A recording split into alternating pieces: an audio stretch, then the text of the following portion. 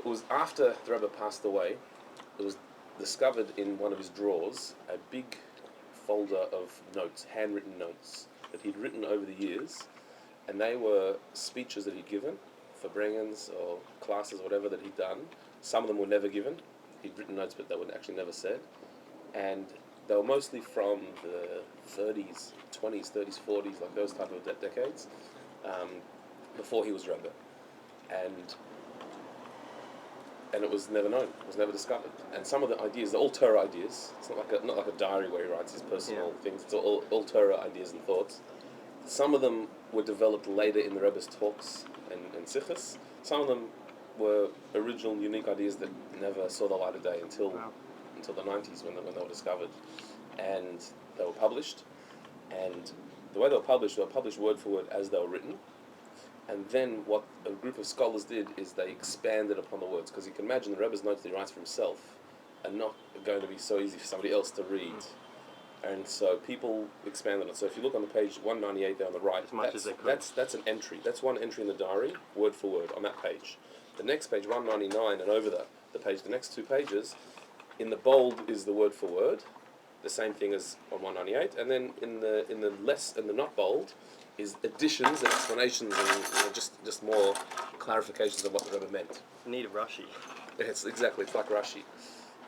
And then on the bottom they even wrote notes and added things just to make it clear. So when it was published in a way that people could sort of follow and understand what's going on.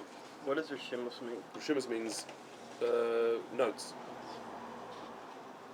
So we won't even bother do it in the original. We'll do it with the added bits to make it clearer. This is a fascinating idea, a very unique and original idea that the Rebbe wrote on the parasha of the week, Parashas Noach. So have a look on page 199, that's where we'll go. First he quotes a Gemara. The Gemara says, Kol ber she'ein bo etzem, eino miskayim yud beis chodesh. Any creature that does not have a skeleton will not last 12 months. Cannot last 12 months. That's what it says in the Gemara in Chulin. It's a principle. Like a cockroach, Right. A lizard. I think a lizard. Does a lizard have a skeleton? No, doesn't have a skeleton. Snake does. 12 months. Snake does. Any animal that does not have a skeleton will not last 12 months. So insects and creepy crawlies. Sea animals. Land animals. Land animal. That's a principle. That's a There are principle. some of those big spiders and stuff. They don't last. How long do they live? No more than 12 months. Clearly not. No. Okay. So, if that's the case, if there are certain animals that don't last 12 months, a whole category of animals that don't last 12 months, we've got a problem. Second paragraph. In Ken Kasha, we've got a question. The flood was a year and 11 days, or in other words, a solar year, 365 days. That's how long the flood lasted. The rain was 40 days. 40 days, 40 nights. But the flood of the earth being covered in water, lasted for a full year. That's how long Noach and his family and the animals were on the ark. How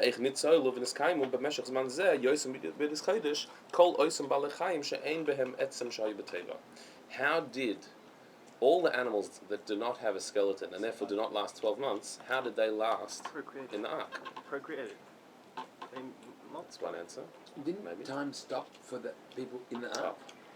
Yeah, so let's have a look. Two answers have been given. Let's have a look. So what the question is, that the flood lasted a full year. If an animal doesn't last a year, so then how's it going to last? Now,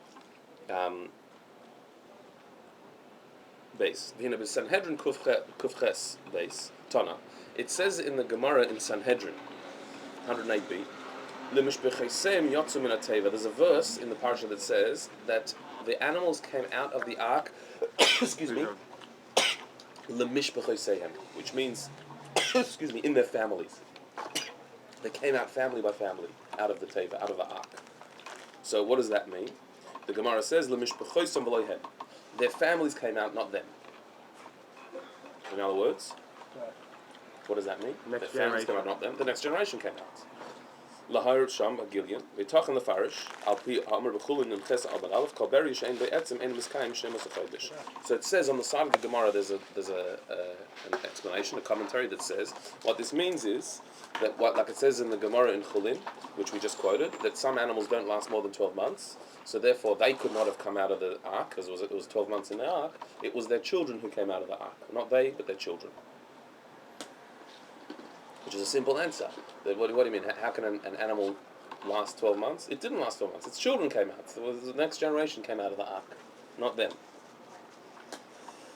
Now, Vahula Pirusha Shas Bechulin, Lu Yushalmi B'Medrash. That works, that explanation works, according to the Gemara we quoted that says that animals last 12 months, Yud Beis Chodesh Enachai, meaning that it's not going to live more than 12 months.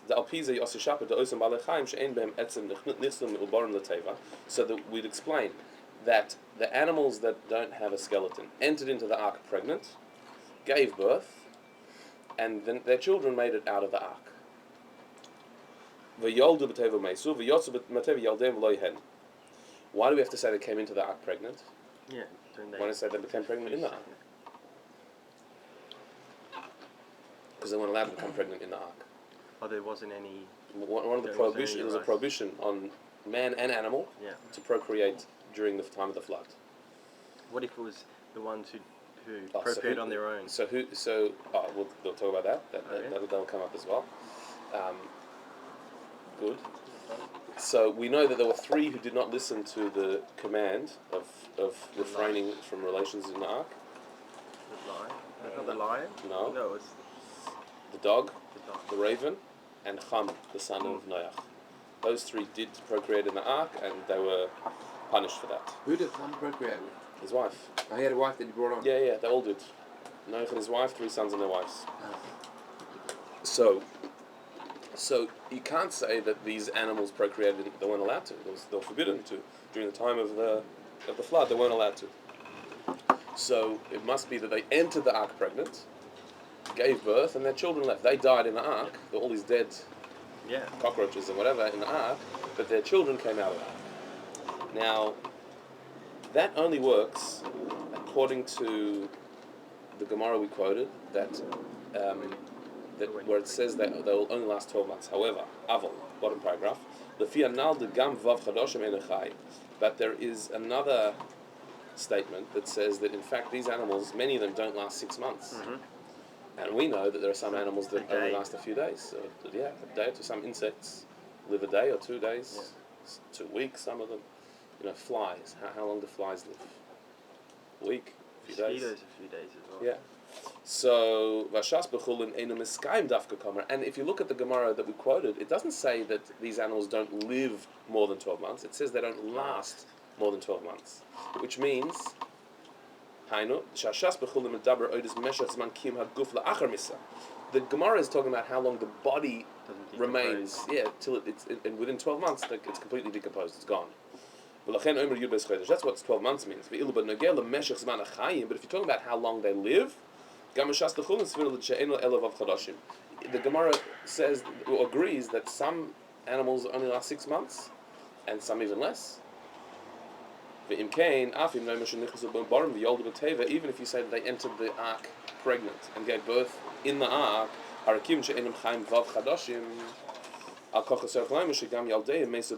have to say that even their children died in the ark, because they don't last more than 6 months. It depends how long the pregnancy period is too, though.